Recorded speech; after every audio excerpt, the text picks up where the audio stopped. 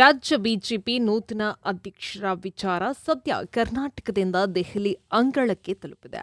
ಬಸನಗೌಡ ಪಾಟೀಲ್ ಯತ್ನಾಳ್ ಬಣ ಈಗಾಗಲೇ ದೆಹಲಿಯನ್ನು ತಲುಪಿದೆ. ಇತ್ತ ಹಾಲಿ ಅಧ್ಯಕ್ಷ ಬಿವೈ ವಿಜೇಂದ್ರ ಅವರನ್ನ ಕೂಡ ಹೈಕಮಾಂಡ್ ದೆಹಲಿಗೆ ಕರೆಸಿಕೊಂಡಿದೆ.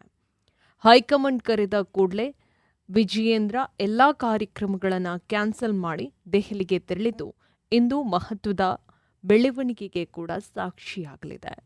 ಇನ್ನು ಯತ್ನಾಳ್ ಬಣದ ನಾಯಕರು ಹಾಗೂ ವಿಜಯೇಂದ್ರ ಅವರು ಇಬ್ಬರೂ ಸಹ ಸದ್ಯ ದೆಹಲಿಯಲ್ಲಿ ಬೀಡನ್ನ ಬಿಟ್ಟಿದ್ದಾರೆ. ಹಾಗಾಗಿ ಹೈಕಮಾಂಡ್ ಈ ಎರಡೂ ಬಣದ ನಾಯಕರನ್ನ ಕೂರಿಸಿ ಬಣ ರಾಜಕೀಯಕ್ಕೆ ಬ್ರೇಕ್ ಹಾಕುವ ಸಾಧ್ಯತೆ ಕೂಡ ಇದೆ. ಅಲ್ಲದೆ ಇಬ್ಬರು ನಾಯಕರನ್ನ ಮುಖಾಮುಖಿಯಾಗಿ ಕೂರಿಸಿಕೊಂಡು ಗೊಂದಲಗಳನ್ನು ಪರಿಹರಿಸಿ ಒಗ್ಗಟ್ಟಿನ ಮಂತ್ರವನ್ನ ಕೂಡ ಹೇಳ್ತಾರೆ ಎಂಬುದು ತಿಳಿದು ಬಂದಿದೆ. ಇನ್ನು ಸದ್ಯದ ಪರಿಸ್ಥಿತಿ ನೋಡೋದಾದರೆ ರಾಜ್ಯಾಧ್ಯಕ್ಷರ ಬದಲಾವಣೆಯ ಬಗ್ಗೆ ಕೂಡ ಹೈಕಮಾಂಡ್ ನಾಯಕರು ಮಹತ್ವವಾದ ನಿರ್ಧಾರವನ್ನು ಪ್ರಕಟಿಸುವ ಸಾಧ್ಯತೆ ಇದೆ. ಕರ್ನಾಟಕ ಬಿಜೆಪಿಯಲ್ಲಿ ಹೊಗೆ ಆಳುತ್ತಿದ್ದಂಥ ಬಣ ಬಡಿದಾಟ, ಆಂತರಿಕ ಕಚ್ಚಾಟ, ರಾಜ್ಯಾಧ್ಯಕ್ಷರ ಬದಲಾವಣೆ ಸೇರಿದಂತೆ ಹಲವು ವಿಚಾರಗಳ ಬಗ್ಗೆ ಹೈಕಮಾಂಡ್ ಯಾವುದೇ ಪ್ರತಿಕ್ರಿಯೆಯನ್ನು ನೀಡ್ತಾ ಇರಲಿಲ್ಲ. ಯಾಕೆಂದರೆ ದೆಹಲಿಯಲ್ಲಿ ವಿಧಾನಸಭಾ ಚುನಾವಣೆ ನಡೆಯುತ್ತಿದ್ದಂಥ ಕಾರಣ ಅವರ ಚಿತ್ತವೆಲ್ಲ ದೆಹಲಿ ಕಡೆಗೆ ಮಾತ್ರವೇ ಇತ್ತು.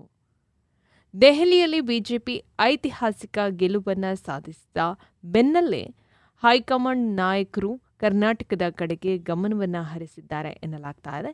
ಇನ್ನು ನೋಡೋದಾದರೆ ಬಸನಗೌಡ ಪಾಟೀಲ್ ಯತ್ನಾಳ್ ಹಾಗೂ ಅವರ ಬಣದ ನಾಯಕರು ಕಳೆದ ವಾರವೂ ದೆಹಲಿಗೆ ತೆರಳಿ ವಿಜೇಂದ್ರ ಅವರ ವಿರುದ್ಧ ತೊಡೆ ತಟ್ಟಿದ್ದಾರೆ.